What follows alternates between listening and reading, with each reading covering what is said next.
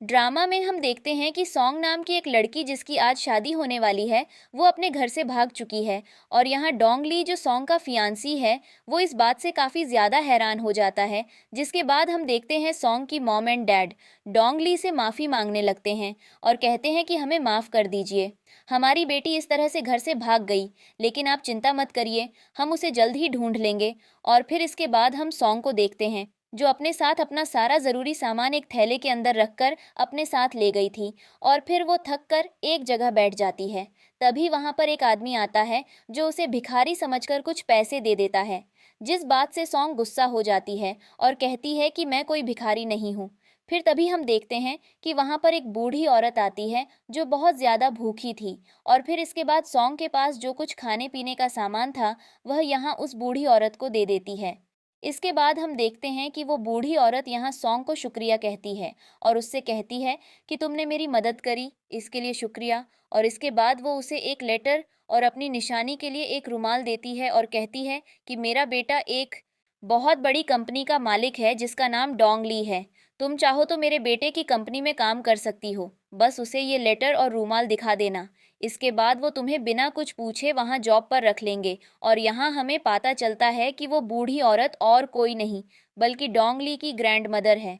और फिर इसके बाद वो बूढ़ी औरत वहाँ से चली जाती है। और फिर हम देखते हैं कि सॉन्ग डोंग ली का नाम सुनकर कहने लगती है कि ये नाम कुछ जाना पहचाना लग रहा है, लेकिन वो इस बात पर ज़्यादा ध्यान नहीं देती। जिसके बाद हमें एक पास्ट का सीन दिखाया जाता है जहाँ हम देखते हैं कि बचपन में सॉन्ग का एक बहुत अच्छा दोस्त था और इन दोनों ने एक दूसरे से वादा किया था कि ये बड़े होकर एक दूसरे से शादी करेंगे। जिसके बाद हम प्रेजेंट में आते हैं जहां हम देखते हैं कि सॉन्ग के हाथ में एक लॉकेट था जो कि उसी लड़के का है जिसे उसने शादी के लिए प्रॉमिस किया था। और सॉन्ग उसी लड़के को ढूंढ रही है और वो उसी से शादी करना चाहती है।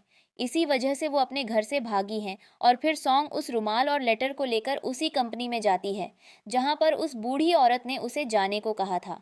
उसने अपना सभी सामान एक बैग में रख रखा था, जिस वजह से ऐसा लग रहा था जैसे कि वो कोई भिखारी है। इसके बाद हम देखते हैं कि सॉन्ग बॉय ग्रुप नाम की कंपनी पहुंच जाती है और इसका ओनर और कोई नहीं बल्कि सॉन्ग का फियांसी डोंगली है। लेकिन ये बात सॉन्ग को नहीं पता कि डोंगली उसका फियांसे है और डोंगली को भी नहीं पता कि सॉन्ग उसकी फियांसे है, क्योंकि वो दोनों कभी एक दूसरे से नहीं मिले और ना ही सॉन्ग को बॉय ग्रुप के बारे में पता है। जिसके बाद हम देखते हैं कि डोंगली की ग्रैंडमा डोंगली को बताने लगती हैं कि एक लड़की ने मेरी मदद की थी, इसलिए मैं चाहती हूँ कि तुम उस लड़की को अपनी कंपनी में जॉब दे दो। जिस पर डोंगली अपनी ग्रैंडमा की बात मान जाता है। और फिर यहाँ पर उसकी ग्रैंडमा कहने लगती है कि अब तुम और सॉन्ग मिलकर ही रहोगे। यहाँ हमें जानने को मिलता है कि डोंगली की ग्रैंडमा को पहले से पता था कि सॉन्ग डोंगली की फियांसे है, इसलिए वो सॉन्ग और डोंगली को दोबारा से मिलवाना चाहती है ताकि वो दोनों एक दूसरे से शादी कर ले। और फिर इसके बाद हम देखते हैं कि यहाँ डोंगली का सेक्रेटरी डोंगली से बोल रहा होता है कि क्या आप सॉन्ग को पसंद करते हो और क्या आप उससे शादी करना चाहते हो। जिस पर डोंगली कहता है कि मैं सिर्फ उस लड़की से शादी करना चाहता हूँ जिसे मैंने बचपन में वादा किया था, और अब तुम जाकर उस लड़की का पता लगाओ। और यहाँ हमें पता चलता है कि जिस लड़की सॉन्ग भागते हुए डोंगली से टकरा जाती है, इसके बाद डोंगली उसे धक्का दे देता है। इस वजह से सॉन्ग नीचे गिर जाती है और हम यहाँ देखते हैं कि सॉन्ग इस बात से काफ़ी ज़्यादा गुस्सा हो जाती है और कहने लगती है कि तुम कितने घटिया हो। इसके बाद डोंगली अपने सेक्रेटरी को कहने लगता है कि तुमने मुझे एक लड़की से बचाया क्यों नहीं, और ये कहकर वो वहाँ से चले जाता है। इसके बाद हम देखते हैं कि सेक्रेटरी भी उसके पीछे जाने लगता है। लेकिन यहाँ डोंगली को नहीं पता था कि सॉन्ग वही लड़की है जिसने उसकी ग्रैंडमा की जान बचाई थी। और सॉन्ग को भी अंदाज़ा नहीं था कि डोंगली ही उस कंपनी का ओनर है। और फिर इसके बाद हम देखते हैं कि सॉन्ग यहाँ जॉब के लिए कंपनी के अंदर चली जाती है, जहाँ कंपनी में हम देखते हैं कि मैनेजर चेन सभी एम्प्लॉयज़ को बता रही होती है कि आज हमारी कंपनी में एक और लड़की जॉब के लिए आई है। जिसके बाद हम देखते हैं कि वो सभी एम्प्लॉयज़ कहने लगते हैं कि आखिर वो कौन है, हम उसे ऐसे ही इस कंपनी में नहीं आने दे सकते। ये कंपनी कोई ऐरे गैरे के लिए नहीं बनी है, चलो देखते हैं कि आखिर वो कौन है। इसके बाद हम देखते हैं कि वहाँ पर सॉन्ग आती है और कहती है कि मैं यहाँ जॉब के लिए आई हूँ। इसके बाद हम देखते हैं कि वो सभी एम्प्लॉयज़ सॉन्ग का काफ़ी ज़्यादा मजाक उड़ाने लगते हैं क्योंकि सॉन्ग ने अपने साथ एक थैला ले रखा था जिसके अंदर उसका काफ़ी सारा सामान था, जो देखकर ये सभी एम्प्लॉई कहने लगते हैं कि हम यहाँ एक भिखारी को नौकरी नहीं दे सकते और ये सभी सॉन्ग पर हंसने लगते हैं। इसके बाद सॉन्ग कहती है कि मैं कोई भिखारी नहीं हूँ और मैं यहाँ साफ सफाई की जॉब नहीं बल्कि कंप्यूटर वर्किंग जॉब के लिए आई हूँ। इसके बाद वो सभी एम्प्लॉयज़ कहने लगते हैं कि तुम्हें कंप्यूटर वर्किंग जॉब के लिए मास्टर डिग्री चाहिए होगी और मुझे नहीं लगता कि तुम कभी स्कूल भी गई होगी। इसके बाद हम देखते हैं कि सॉन्ग अपने थैले में से अपनी मास्टर डिग्री निकालती है और एक एम्प्लॉय को दिखाती है, जिसे देखकर वो एम्प्लॉई कहने लगती है कि ये असली नहीं हो सकती और फिर वो उस डिग्री को वहीं पर फाड़ देती है। जिस बात से सॉन्ग को काफ़ी ज़्यादा गुस्सा तो आ रहा था, लेकिन वो यहाँ कुछ भी ऐसा नहीं करना चाहती थी जिससे उसकी आइडेंटिटी रिवील हो कि वो शिया फैमिली से बिलोंग करती है। इसके बाद हम देखते हैं कि तभी सॉन्ग को याद आता है कि उसे उस ग्रैंडमा ने उसे एक रुमाल और लेटर दिया था, जिसके बाद वो उस रुमाल और लेटर को दिखाती है और कहती है कि ये मुझे यहाँ के मैनेजर चेन की ग्रैंडमा ने दिया था और कहा था कि मैं यहाँ जॉब कर सकती हूँ। जिसके बाद हम देखते हैं कि वो सभी एम्प्लॉयर हंसने लगते हैं और कहते हैं कि आखिर तुम कैसा मजाक कर रही हो, तुम्हें ये रुमाल और लेटर हमारे मैनेजर चेन की ग्रैंडमा ने दिया है। और फिर तभी हम देखते हैं कि वो उस रुमाल और लेटर को फेंक देते हैं और उसे धक्का देने लगते हैं। वो कहते हैं कि हम एक भिखारी को नौकरी पर नहीं रख सकते। इसके बाद तभी हम देखते हैं कि वहाँ पर डोंग ली आता है और जब वो उस रुमाल को देखता है जिससे उसे पता चलता है कि ये तो मेरी ग्रैंडमा का रुमाल है और शायद ये वही लड़की है जिसके बारे में मुझे मेरी ग्रैंडमा ने बताया था। और फिर वो सॉन्ग से कहने लगता है कि तुम मुझे ऑफिस में आकर मिलना।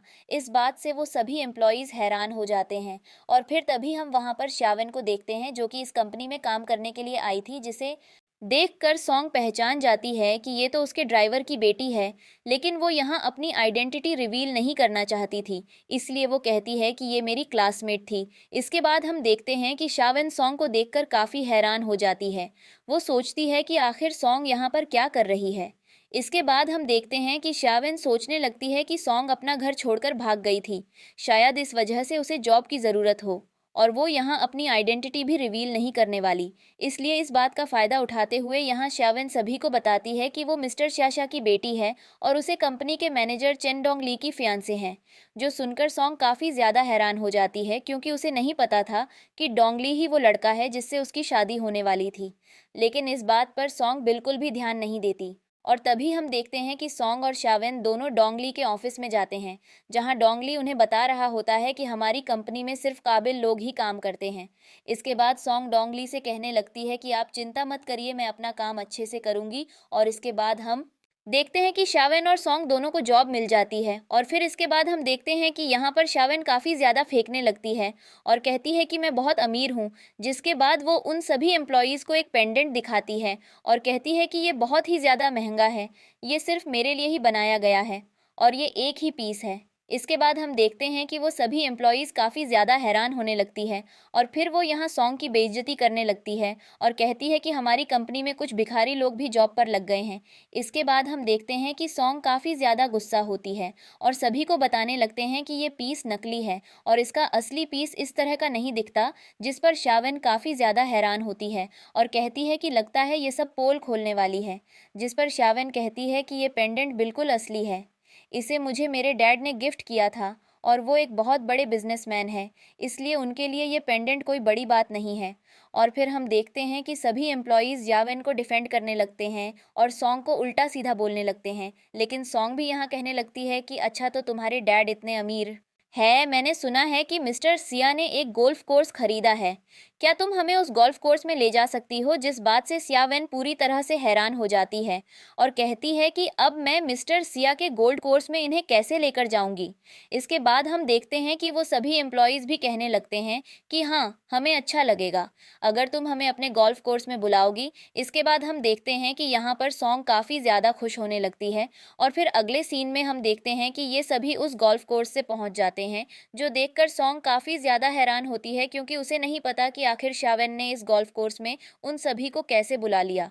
और फिर तभी हम देखते हैं कि वहाँ पर दोबारा से वो सभी लोग एक दूसरे से झगड़ने लगते हैं और शावेन से कहने लगते हैं कि आखिर तुमने सॉन्ग को यहाँ पर क्यों बुला लिया। जिस पर शावेन कहती है कि मैं सॉन्ग को दिखाना चाहती थी कि मैं झूठ नहीं कह रही, जिस बात पर सॉन्ग को काफ़ी बुरा लगता है। और वो अभी तक ये नहीं समझ पा रही थी कि आखिर उसने ऐसा कैसे किया और यहाँ इस गोल्ड कोर्स में उन्हें कैसे बुलाया। जिसके बाद सॉन्ग और शावेन में बहस होने लगती है। सॉन्ग शावेन से कहने लगती है कि क्या तुम्हें गोल्फ खेलना भी आता है, जिस पर शावेन कहने लगती है कि मुझे तो लगता है कि तुम्हें ये भी नहीं पता होगा कि गोल्फ खेलते कैसे हैं। जिस पर सॉन्ग कहती है कि अच्छा, तो तुम्हें ऐसा लगता है तो क्यों ना हम दोनों एक मैच कर ले। जिस पर सभी लोग कहने लगते हैं कि हाँ, हमें सॉन्ग को हारते हुए देखकर अच्छा लगेगा। और फिर तभी हम देखते हैं कि वहाँ पर एक आदमी आता है जिसके हाथ में काफ़ी सारे पानी के ग्लास थे। और इसके बाद वो सॉन्ग को देखते ही उसे मिस बुलाने लगता है, जो देखकर सभी एम्प्लॉयज़ काफ़ी ज़्यादा हैरान हो जाते हैं। और यहाँ शावेन पूरी तरह से घबरा चुकी थी। इसके बाद हम देखते हैं कि शावेन सॉन्ग के हाथ से उस पानी के गिलास को गिरा देती है और कहती है कि तुम्हें अब यहाँ से चले जाना चाहिए। इसके बाद हम देखते हैं कि शावेन और सॉन्ग में दोबारा से बहस होने लगती है और यहाँ सभी एम्प्लॉयज़ यावेन को सपोर्ट करने लगती हैं।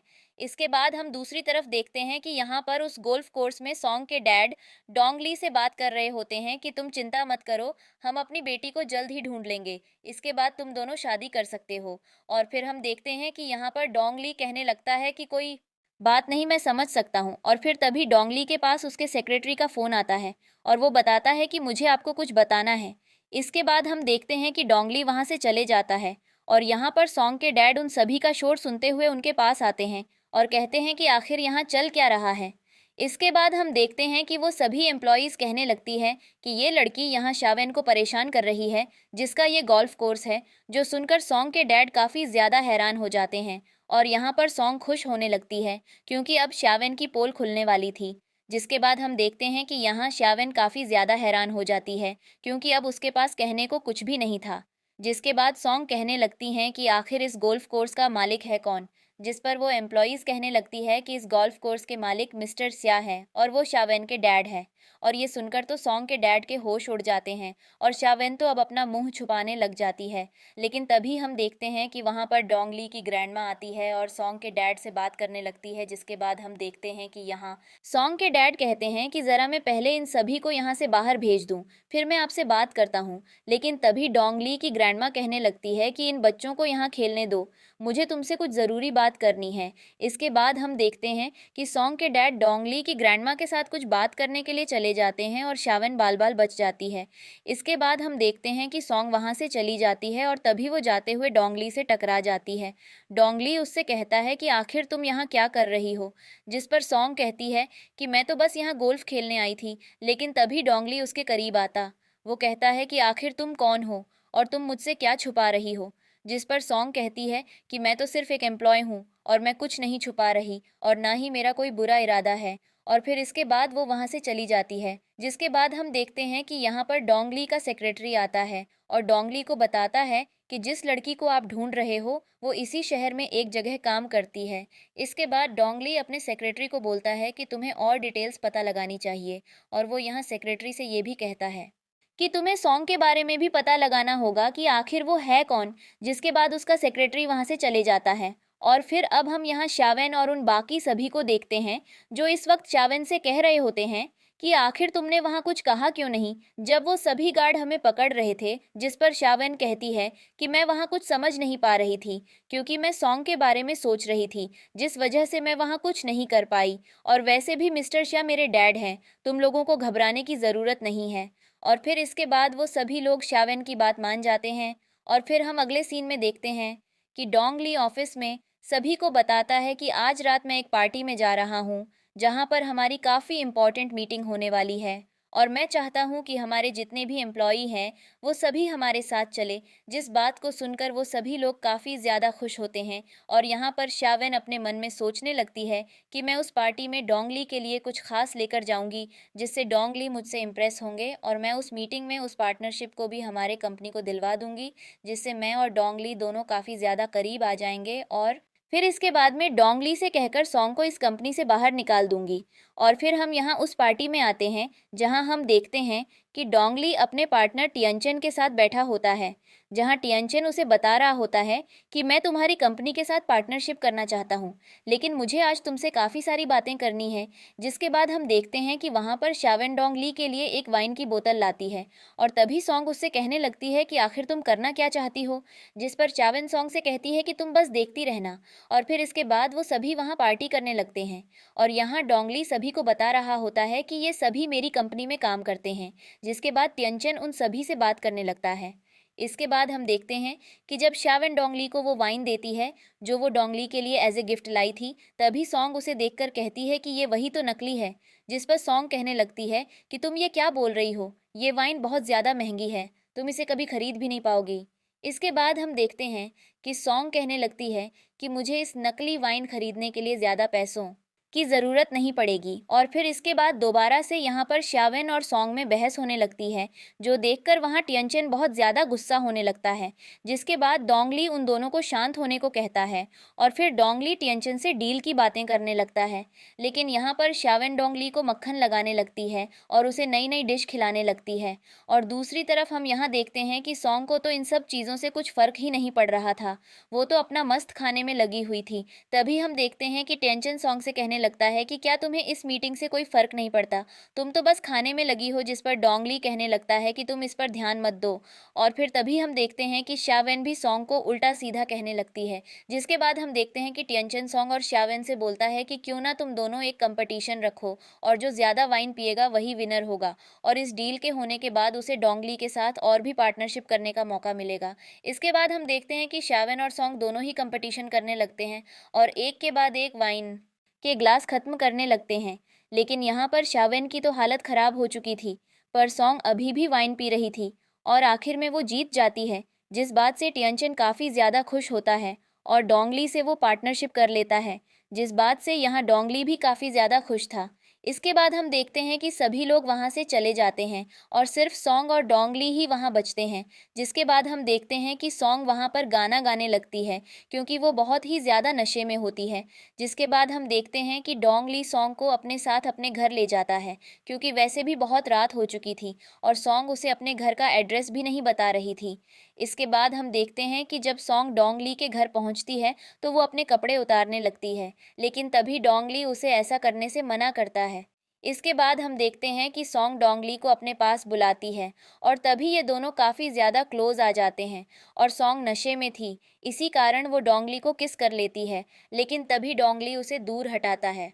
सॉन्ग डोंगली से वही सब बातें करने लगती है जो डोंगली की बचपन की दोस्त उससे किया करती थी। इसके बाद वो सॉन्ग से पूछने लगता है क्या तुम ही वॉन वॉन हो, जिस पर सॉन्ग कुछ नहीं कहती। और फिर वो यहाँ सोचने लगता है कि शावेन ये मेरा वहम है और फिर वो उस रूम से चले जाता है। इसके बाद डोंगली सोचने लगता है कि आखिर सॉन्ग है कौन। जिसके बाद हम अगले दिन का सीन देखते हैं। जब सुबह सॉन्ग को होश आता है तो वो काफ़ी ज़्यादा हैरान हो जाती है, क्योंकि वो डोंगली घर में थी। इसके बाद सॉन्ग डोंगली से कहने लगती है कि आखिर कल रात क्या हुआ, जिस पर डोंगली उसे बताता है कि तुम बहुत ज़्यादा नशे में थी, इसलिए मैं तुम्हें अपने घर ले आया। जिस पर सॉन्ग कहती है कि कहीं हमने कल रात नशे में कुछ किया तो नहीं। जिस पर डोंगली कहता है नहीं, ऐसा कुछ भी नहीं है। जिसके बाद सॉन्ग तैयार हो जाती है और फिर डोंगली उसे लेकर अपने ऑफिस जाता है, जहां सॉन्ग उतरकर ऑफिस में चली जाती है। इसके बाद डोंगली अपने सेक्रेटरी से पूछ रहा होता है कि तुम्हें जल्द से जल्द सॉन्ग का पता लगाना होगा कि आखिर वो है कौन, मुझे उसके बारे में जानना है। और फिर हम यहाँ देखते हैं कि जब सॉन्ग ऑफिस में जा रही होती है तभी एक एम्प्लॉय उसकी फ़ोटो खींचने लगती है, क्योंकि वो डोंगली की कार से बाहर निकली थी। इसके बाद हम देखते हैं कि वो एम्प्लॉई है, वो सभी को जाकर बता देती है कि सॉन्ग ने हमारे बॉस डोंगली को अपने कंट्रोल में कर लिया है और वो डोंगली का फ़ायदा उठा रही है।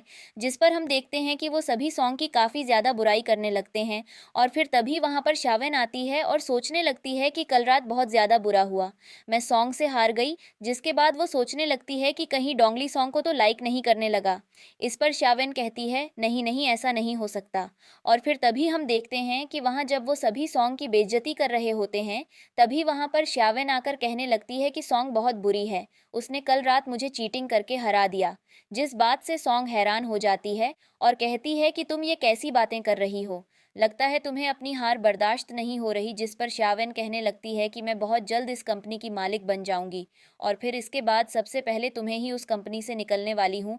जिस पर सॉन्ग कहने लगती है कि तुम बस सपने देखो। और फिर हम अगले सीन में देखते हैं कि शावेन एक स्टोर में जाती है जहाँ वो कुछ महंगे बैग्स को खरीदकर उनके साथ फोटो डालकर खुद को अमीर दिखा रही होती है। लेकिन तभी वहां पर सॉन्ग आ जाती है जिसे देखकर शावेन उस बैग को छुपा लेती है और तभी सॉन्ग कहने लगती है कि आखिर तुम यहाँ कर क्या रही हो। जिस पर शावेन कहती है कि मैं यहाँ कुछ बैग्स लेने आई थी। जिस पर सॉन्ग कहती है मुझे नहीं लगता कि तुम इतने महंगे बैग्स खरीद पाओगी। और तभी यहाँ शावेन और शावेन की सभी दोस्त सॉन्ग को कहने लगती है कि तुम इस तरह से शावेन बात नहीं कर सकती। जिसके बाद सॉन्ग कहने लगती है कि तुम्हारे दोस्त शावेन बहुत ज़्यादा फेक है। वो बॉस यहाँ बैग्स की फ़ोटो खींचकर शो ऑफ करने आई है। जिसके बाद हम देखते हैं कि शावेन कहने लगती है कि वो यहाँ इन बैग्स को लेने आई है, न कि शो ऑफ करने। इसके बाद वो उसे धमकी देती है कि अगर तुम यहाँ से नहीं गई तो मैं गार्ड्स को बुलाकर तुम्हें यहाँ से बाहर भेज दूंगी। जिसके बाद हम देखते हैं कि सॉन्ग कहने लगती है कि तुम मुझे यहाँ से बाहर नहीं निकाल सकती, ये शॉप मेरी है। जिस पर शावेन हंसने लगती है और कहती है कि आखिर तुम सपने देखना कब छोड़ोगी। जिसके बाद तभी हम देखते हैं कि वहाँ पर उस शॉप की ओनर आती है जो कि सॉन्ग की बहुत अच्छी दोस्त होती है। और तभी वो यहाँ शावन से कहने लगती है कि आखिर यहाँ चल क्या रहा है। जिस पर शावन कहती है कि मैं इन बैग्स को खरीद रही हूँ और ये लड़की यहाँ बेवजह मुझे परेशान कर रही है और वैसे भी इसे अंदर किसने आने दिया। इसके पास तो इतने पैसे भी नहीं हैं कि ये इन बैग्स को खरीद सके। इसके बाद हम देखते हैं कि सॉन्ग कहती है कि अच्छा तो तुम इन बैग्स खरीद रही हो। हाँ, वैसे भी तुम्हारे डैड तो मिस्टर सिया है, तुम्हारे लिए ये बड़ी बात नहीं है। और फिर तभी हम देखते हैं कि उस शॉप की ओनर कहने लगती है कि इस बैग को खरीदना चाहती हो तो अच्छा होगा कि तुम कार्ड से पेमेंट करो। जिस पर शावन कहने लगती है कि ठीक है, मैं पेमेंट करती हूँ। और तभी जिस कार्ड को वो देती है उसके अंदर इतना बैलेंस नहीं होता कि पेमेंट हो सके। इसके बाद ओनर कहने लगती है कि तुम दूसरा कार्ड भी दे सकती हो, हम उससे पेमेंट कर लेंगे। इसके बाद शावन ना चाहते हुए भी अपना दूसरा कार्ड दे देती है और उसकी पेमेंट कर देती है, जिस वजह से उसके काफ़ी सारे पैसे बर्बाद हो जाते हैं और फिर यहाँ वो गुस्से में चली जाती है। इसके बाद हम देखते हैं कि यहाँ पर वो ओनर सॉन्ग से कहने लगती है कि आखिर तुम कहाँ चली गई थी, मैं तुमसे कितने दिनों बाद मिल रही हूँ। जिस पर सॉन्ग बताती है कि मैं अभी किसी को ढूंढ रही हूँ। जिस पर वो ओनर कहती है कि लगता है तुम डोंगली को ढूंढ रही हो, वो बहुत ज़्यादा हैंडसम है। जिस पर सॉन्ग कहती है नहीं ऐसा नहीं है, मैं किसी और को ढूंढ रही हूँ। जिस पर ओनर कहने लगती है कि मैं जानती हूँ, मुझसे झूठ मत कहो। और फिर इसके बाद तभी वहाँ पर डोंगली आता है जिसे देखकर ओनर काफ़ी ज़्यादा खुश होती है और सॉन्ग को गुड लक कहती है। और फिर तभी हम देखते हैं कि यहाँ डोंगली सॉन्ग से कहता है कि आखिर तुम यहाँ क्या कर रही हो। जिस पर सॉन्ग कहती है कि मैं बस यहाँ कुछ शॉपिंग करने आई थी। जिसके बाद डोंगली कहता है कि तुम्हें अभी तुरंत मेरे साथ चलना होगा, हमें एक ज़रूरी मीटिंग करनी है। और फिर तभी हम देखते हैं कि यहाँ डोंगली सॉन्ग को अपने साथ अपने ऑफिस में लाता है, जहाँ पर हम देखते हैं कि कई सारे इंडस्ट्री के बड़े बड़े लोग और बिजनेसमैन उस मीटिंग में आ रखे होते हैं। इसके बाद डोंगली सॉन्ग को समझाता है कि हमें इस मीटिंग में अपना पूरा एफर्ट लगाना होगा और हाँ, तुम इस मीटिंग में कोई गड़बड़ मत करना। जिसके बाद हम देखते हैं कि सॉन्ग सभी को चिल्लाकर वेलकम करती है, जिस बात से डोंगली बहुत ज़्यादा हैरान हो जाता है। लेकिन हम देखते हैं कि वो सभी लोग सॉन्ग को काफ़ी ज़्यादा पसंद करते हैं और डोंगली से कहते हैं कि तुम्हारे वर्कर्स तो काफ़ी ज़्यादा अच्छे हैं।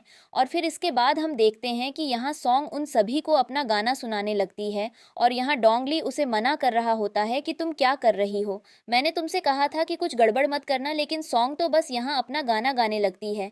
इसके बाद हम देखते हैं कि उनमें से एक बिजनेसमैन कहता है कि ये गाना बिल्कुल भी अच्छा नहीं है, जिस बात से डोंगली हैरान हो जाता है और अब उसे लगने लगता है कि उसके हाथ से ये मीटिंग गई और अब उसकी कंपनी में कोई भी इन्वेस्ट नहीं करेगा। लेकिन तभी हम देखते हैं कि वो बिजनेसमैन कहने लगता है कि ये गाना बढ़िया नहीं बल्कि बहुत ही ज़्यादा बढ़िया है, इसने तो मुझे रुला दिया। और फिर इसके बाद हम देखते हैं कि वो सभी बिजनेसमैन और इन्वेस्टर्स भी सॉन्ग की काफ़ी ज़्यादा तारीफ करने लगते हैं और यहाँ पर इसी वजह से वो डोंगली की कंपनी में इन्वेस्टमेंट करने के लिए मान जाते हैं और डोंगली के पार्टनर बन जाते हैं। इसके बाद हम देखते हैं कि यहाँ डोंगली सॉन्ग को शुक्रिया कहता है। वो सॉन्ग से कहता है कि आज तुमने बहुत अच्छा काम किया। लेकिन फिर तभी हम देखते हैं कि यहाँ डोंग ली सॉन्ग की गर्दन पर वही तील का निशान देख लेता है जो उसकी बचपन की दोस्त के गर्दन पर था। इस वजह से डोंग ली सॉन्ग से पूछने लगता है कि क्या तुम्हारे घर में तुम्हारे अलावा भी कोई और है। जिस बात पर सॉन्ग को लगता है कि शायद डोंगली को पता चल चुका है कि मैं मिस्टर शाह की बेटी हूँ।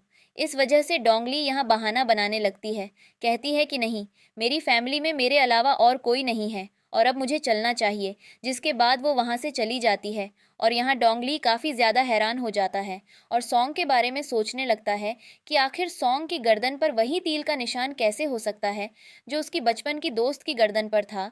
लेकिन डोंगली को पूरी तरह से यकीन नहीं था, इसलिए फिर वो अपने घर चले जाता है और सॉन्ग भी वहाँ से चली जाती है। फिर हम देखते हैं कि यहाँ श्यावेन बहुत ज़्यादा दुखी होती है क्योंकि वो सॉन्ग की वजह से उस मीटिंग में नहीं जा पाई और अब उसे लगता कि वो डोंगली से दूर हो जाएगी, क्योंकि सॉन्ग की वजह से उनकी जो पार्टनरशिप हुई थी तब से डोंगली सॉन्ग पर ही ध्यान दे रहा है।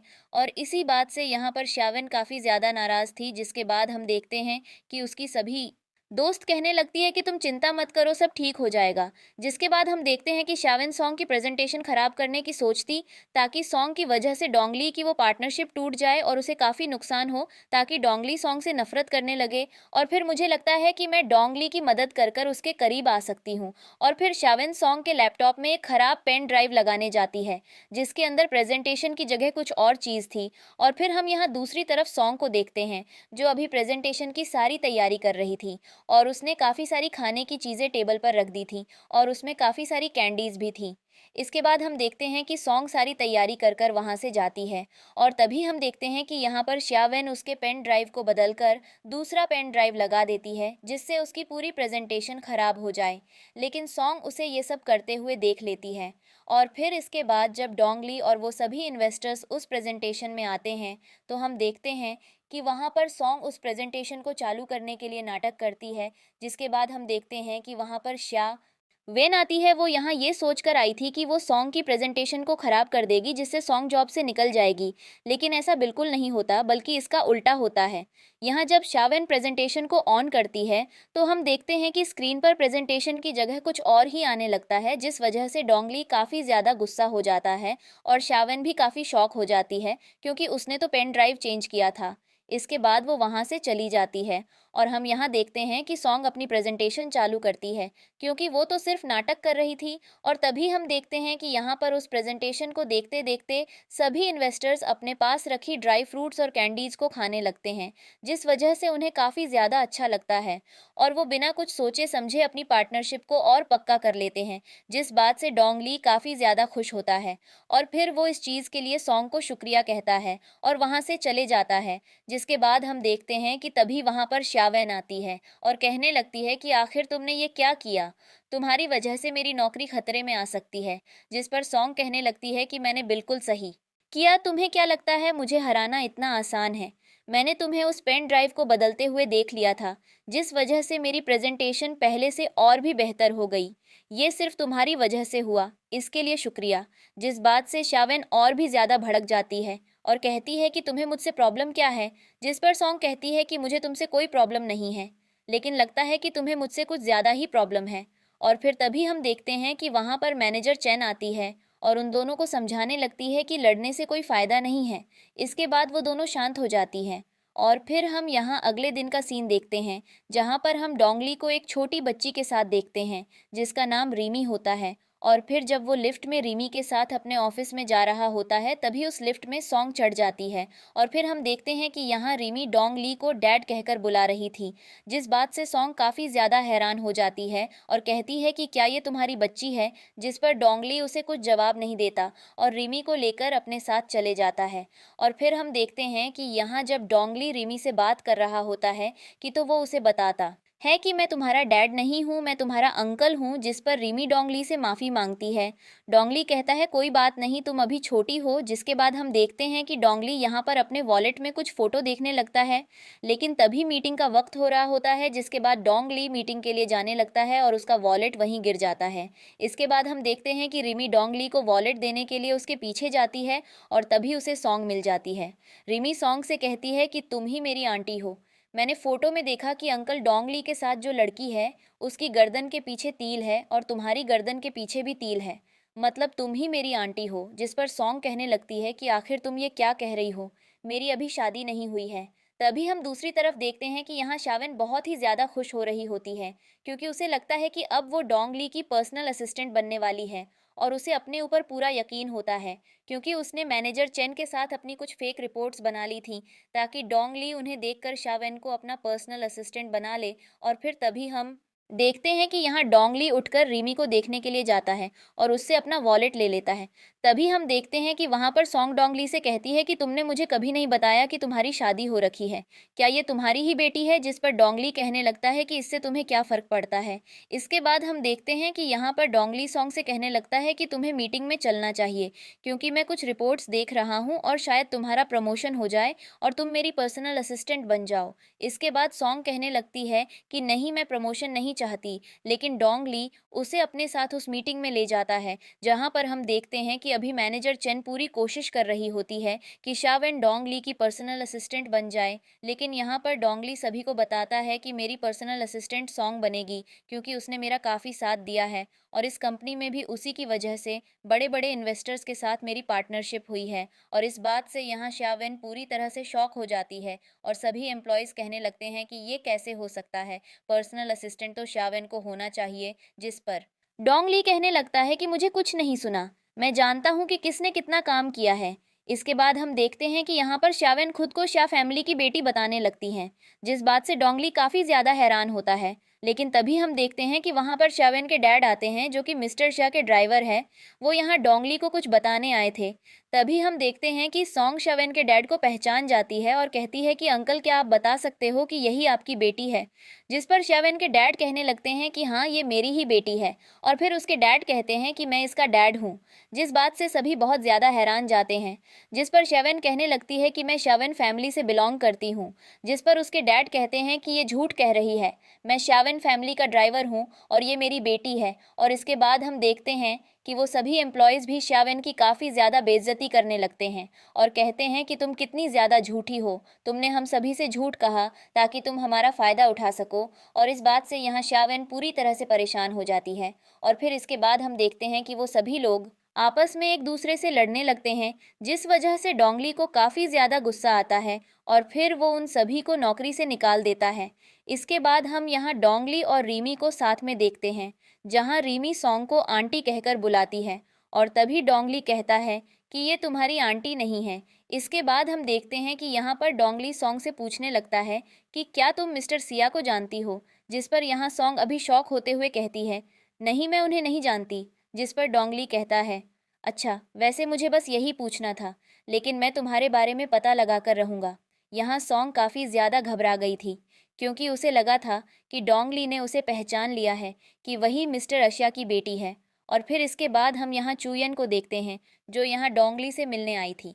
हम देखते हैं कि चूयन डोंगली से मिलकर कहती है कि तुम कैसे हो, मैं तुम्हें कब से ढूंढ रही थी। इसके बाद डोंगली कहने लगता है कि आखिर तुम कौन हो। जिसके बाद हम देखते हैं कि सॉन्ग उसे पहचान लेती है और कहती है कि आखिर तुम यहाँ क्या कर रही हो। और फिर यहाँ हमें पता चलता है कि चूयन मिस्टर सिया की कंपनी की कंपटीटर है। इस वजह से सॉन्ग उसे जानती है, लेकिन यहाँ पर चूयन डोंगली को बताती है कि वो दोनों क्लासमेट थे। इस वजह से सॉन्ग उसे जानती है। और फिर हम देखते हैं कि यहाँ पर चूयन डोंगली को बताने लगती हैं कि वो वान वान है, जिस बात से डोंगली काफ़ी ज़्यादा हैरान हो जाता है और कहता है कि ये तुम क्या कह रही हो। इसके बाद हम देखते हैं कि चूयन डोंगली को वो लॉकेट दिखाती है जो डोंगली ने बचपन में अपनी दोस्त को दिया था। लेकिन यहाँ पर ऐसा कुछ नहीं था, बल्कि चूयन डोंगली से झूठ कह रही थी, वो उसके बचपन की दोस्त नहीं है। और फिर तभी हम देखते हैं कि सॉन्ग यहाँ पर चूयन पर काफ़ी ज़्यादा गुस्सा हो जाती है और कहती है कि तुम यहाँ भी अपनी घटिया चाल चलने आ गई। इसके बाद सॉन्ग उसे धक्का दे देती है और तभी डोंगली उसे बचा लेता है और कहता है कि आखिर तुम क्या कर रही हो। फिर तभी हम देखते हैं कि डोंगली को चूयन पर यकीन हो जाता है और फिर सॉन्ग वहाँ से चली जाती है। जिसके बाद हम देखते हैं कि डोंगली चूयन को अपनी कंपनी का मैनेजर बना देता है। इसके बाद सभी लोग काफ़ी ज़्यादा शॉक हो जाते हैं और यहाँ सॉन्ग चूयन से काफ़ी ज़्यादा गुस्सा होती है, क्योंकि चूयन बहुत बुरी है। और फिर यहाँ दूसरी तरफ हम देखते हैं कि डोंगली का सेक्रेटरी डोंगली को बताता है कि सॉन्ग और कोई बल्कि मिस्टर सिया की बेटी है, जिस बात से डोंगली काफ़ी ज़्यादा हैरान होता है। और फिर हम देखते हैं कि चूयन सॉन्ग को अपने साथ एक मीटिंग के लिए ले जाती है, जहां हम देखते हैं कि एक पागल आदमी सॉन्ग को बुरी नज़र से देख रहा होता है। जिसके बाद हम देखते हैं कि चूयन उसे वहीं छोड़कर वहां से चली जाती है। इसके बाद वो पागल आदमी सॉन्ग के साथ बदतमीज़ी करने लगता है और फिर हम देखते देखते हैं कि सॉन्ग की आंख सीधा डोंगली के घर पर खुलती है, जिससे हमें पता चलता है डोंगली ने सॉन्ग को बचाया है। जिस पर सॉन्ग डोंगली को शुक्रिया कहती है और फिर डोंगली सॉन्ग से बात करता है और वो कहता है कि मैं जानता हूँ कि तुम मिस्टर शिया की बेटी हो और तुम अपनी वेडिंग वाले दिन घर से भाग गई थी। जिस बात से सॉन्ग काफ़ी ज़्यादा हैरान हो जाती है, क्योंकि अब डोंगली को फाइनली पता चल चुका था कि वही मिस्टर शिया की बेटी है। इसके बाद हम देखते हैं कि डोंगली और सॉन्ग दोनों पार्टी कर रहे होते हैं, जहां और भी कई सारे लोग होते हैं। जिसके बाद हम देखते हैं कि सॉन्ग वहां से जाने लगती है और तभी डोंगली उसके पीछे जाता है और उसे रोकता है। इसके बाद वो सॉन्ग को किस करता है, जिस बात से सॉन्ग काफ़ी ज़्यादा हैरान होती है। जिस पर डोंगली कहता है कि तुम मेरी फियांसी हो। और फिर तभी हम देखते हैं कि डोंगली के पास सेक्रेटरी का फ़ोन आता है, जो डोंगली को बताता है कि मिस्टर शिया की बेटी सॉन्ग नहीं बल्कि चू येन है। और फिर अगले सीन में हम देखते हैं कि डोंगली सॉन्ग के साथ शिया फैमिली से मिलने जाता है, जहां हम देखते हैं कि चू येन वहां पहले से ही होती है। इसके बाद सॉन्ग कहने लगती है कि आखिर तुम मेरे घर में क्या कर रही हो। जिस पर चू येन कहती है कि ये तुम कैसी बात कर रही हो, ये मेरा घर है। और फिर सॉन्ग उसे धक्का दे देती है। जिसके बाद हम देखते हैं कि सॉन्ग के पेरेंट्स सॉन्ग से कहने लगते हैं कि आखिर तुम मेरी बेटी को धक्का क्यों दे रही हो। जिस बात से सॉन्ग पूरी तरह से शॉक हो जाती है और कहती है कि मॉम डैड, आप ये कैसी बात कर रहे हो, मैं आपकी असली बेटी हूँ और ये झूठ कह रही है।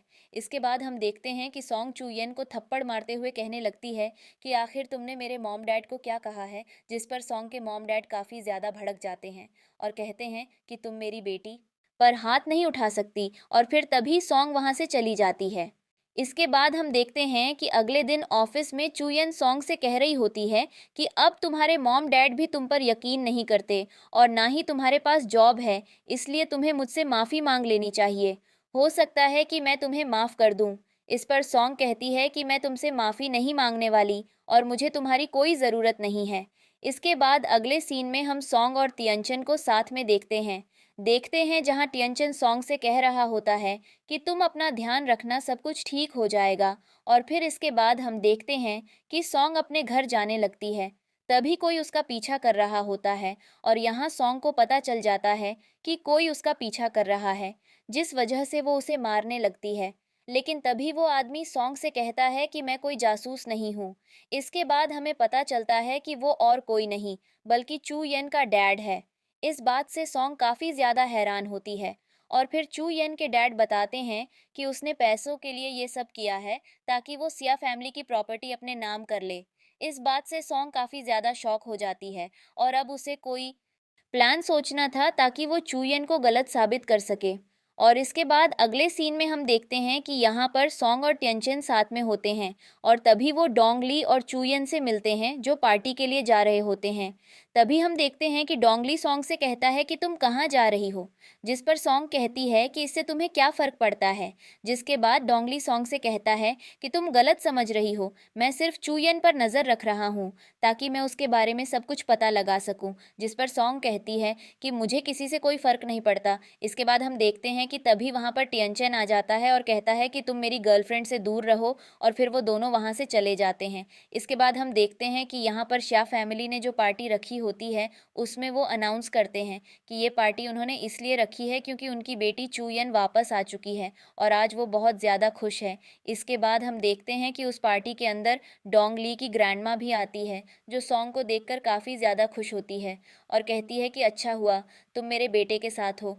इसके बाद हम देखते हैं कि तभी वहाँ पर चूयन आती है और कहती है कि ग्रैंडमा आप कैसी हो, मैं बहुत जल्द डोंगली से शादी करने वाली हूँ। इसके बाद हम देखते हैं कि डोंगली की ग्रैंडमा कहती है कि तुम आखिर हो कौन, मैं तुम्हें जानती भी नहीं हूँ, तुम मेरे बेटे से दूर ही रहना, मैं अपने बेटे की शादी सॉन्ग से करना चाहती हूँ। और फिर हम देखते हैं कि इस बात से यहाँ चूयन काफ़ी ज़्यादा शॉक हो जाती है। इसके बाद हम अगले सीन में देखते हैं कि डोंगली की ग्रैंडमा सॉन्ग के साथ उसके लिए वेडिंग ड्रेस देख रही होती है और यहाँ पर हमें पता चलता है कि डोंगली की ग्रैंडमा हमेशा से चाहती थी कि डोंगली सॉन्ग से शादी करें। इस वजह से वो काफ़ी ज़्यादा खुश है। और फिर इसके बाद अगले सीन में हम देखते हैं कि चूयन जब पार्टी कर रही होती है तो वहाँ सॉन्ग उनके लिए कुछ बियर्स लेकर आती है, जिस पर चूयन उसका मजाक उड़ाने लगती है और कहती है कि सुनो वेटर, हम सभी के लिए कुछ खाने के लिए भी लेकर आओ। और फिर इसके बाद हम देखते हैं कि वहाँ पर एक लड़का सॉन्ग को बुरी नज़रों से देखने लगता है, जिसके बाद चू येन और उसकी सभी फ्रेंड्स वहाँ से चली जाती हैं और सॉन्ग वहाँ पर अकेली रह जाती है और फिर वो लड़का उसके साथ ज़बरदस्ती करने लगता है। तभी सॉन्ग डोंगली को फ़ोन कर देती है, जिसके बाद डोंगली तुरंत सॉन्ग को बचाने के लिए जाता है। और फिर हम देखते हैं कि जब डोंगली उस पार्टी के अंदर जा रहा होता है तो चू येन उसे रोक लेती है और कहती है कि अंदर कोई भी नहीं है, सॉन्ग अपने घर चली गई है। लेकिन हम देखते हैं कि डोंगली चू येन की बातों पर यकीन नहीं करता और अंदर चले जाता है। इसके बाद वो उस लड़के को पीट कर सॉन्ग को बचा लेता है। फिर अगले सीन में हम देखते हैं कि जब सॉन्ग को होश आता है तो डोंगली उससे पूछता है, क्या तुम ठीक हो? जिसके बाद हम देखते हैं कि सॉन्ग उसे किस करने लगती है और फिर सॉन्ग उससे वही बातें कहने लगती है जो डोंगली को उसकी बचपन की दोस्त ने कही थी, जिस बात से डोंगली को यकीन हो जाता है कि वही वान वान है। और फिर हम देखते हैं कि डोंगली सॉन्ग को बताता है कि वो लॉकेट नकली था, इसका मतलब चू येन ने उससे झूठ कहा था। और फिर हम देखते हैं कि डोंगली अपनी ग्रैंडमा से मिलने जाता है, जहाँ पर हम देखते हैं कि वहाँ चू येन भी थी। जिसके बाद डोंगली की ग्रैंडमा चू येन पर काफ़ी ज़्यादा गुस्सा करने लगती है और कहती है कि आखिर अब तुम यहाँ क्या कर रही हो, तुम झूठी हो, अब यहाँ से चली जाओ। इसके बाद हम देखते हैं कि चू येन डोंगली की ग्रैंडमा के लिए पीने के लिए कुछ लाती है और फिर इसके बाद जब डोंगली की ग्रैंडमा उस ड्रिंक को पीती है तो वो बेहोश हो जाती है, क्योंकि चू येन ने उस ड्रिंक में पॉइजन मिला रखा था और यहाँ उसने वो ड्रिंक सॉन्ग को दे दी थी, ताकि ऐसा लगे कि सॉन्ग ने उस ड्रिंक में पॉइजन मिलाकर उस ड्रिंक को डोंगली की ग्रैंडमा को दिया है। जिसके बाद हम देखते हैं कि यहाँ पर सॉन्ग और डोंगली की ग्रैंडमा को ये सब पता होता है, जिसके बाद वो नाटक करने लगते हैं और डोंगली की ग्रैंडमा बेहोश हो जाती है। इसके बाद डोंगली अपनी ग्रैंडमा को हॉस्पिटल लेकर जाता है और यहाँ हम देखते हैं कि चू येन सॉन्ग को थप्पड़ मारती है और कहती है कि चाहे कुछ भी हो जाए, लेकिन अब मैं तुम्हें बर्बाद कर दूंगी।